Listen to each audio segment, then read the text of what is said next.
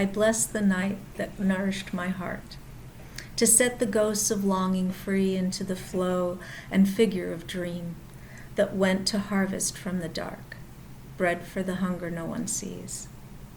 All that is eternal in me welcomes the wonder of this day, the field of brightness it creates, offering time for each thing to arise and illuminate.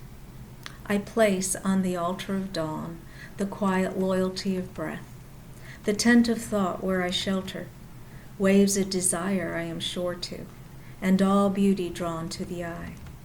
May my mind come alive today to the invisible geography that invites me to new frontiers, to break the dead shell of yesterdays, to risk being disturbed and changed. May I have the courage today to live the life that I would love, to postpone my dream no longer, but to do at last what I came here for and waste my heart on fear no more. That's a poem called Morning Offering by John O'Donohue. During these hot days of summer, I feel lethargic and find myself drawn to the shorter phrases and more concise world of poetry. It's easier than focusing on longer works of prose. Wordsworth described poetry as emotion recollected in tranquility, and he said that poetry only uses the best words. There is a sense of condensed truth and beauty in poetry that captures feelings processed through a poet's eye. Poems offer solace because they remind us we're not alone in our suffering, that others have put to words loneliness, anguish, grief, and separation. They also help our spirit soar as we relate to words of joy, love, and happiness in poetic language. Here's one of my favorites by T.S. Eliot. It's the last stanza called Little Gidding from the Four Quartets.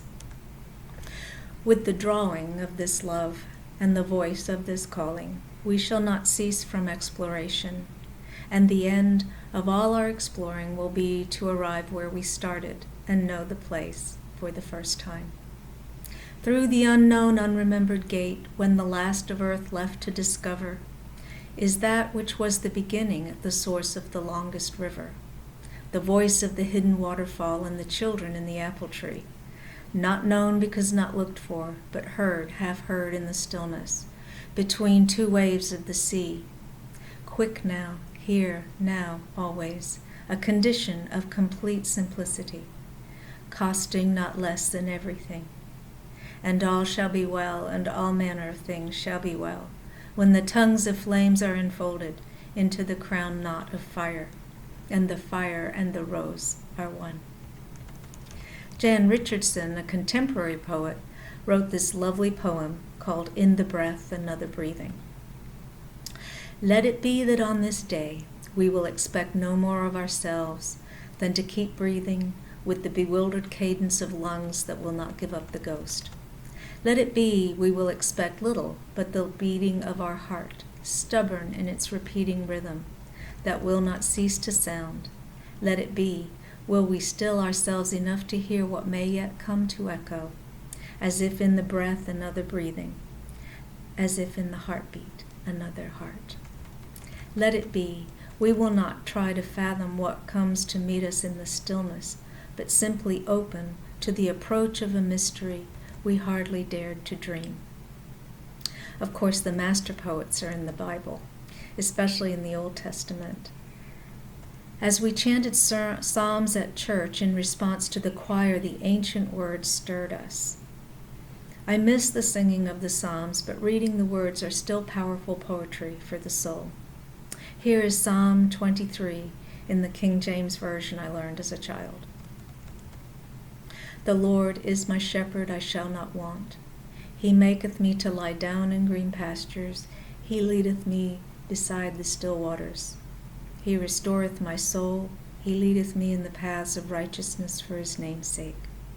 Yea, though I walk through the valley of the shadow of the death, I will fear no evil, for thou art with me. Thy rod and thy staff, they comfort me. Thou preparest a table before me in the presence of mine enemies. Thou anointest my head with oil, my cup runneth over.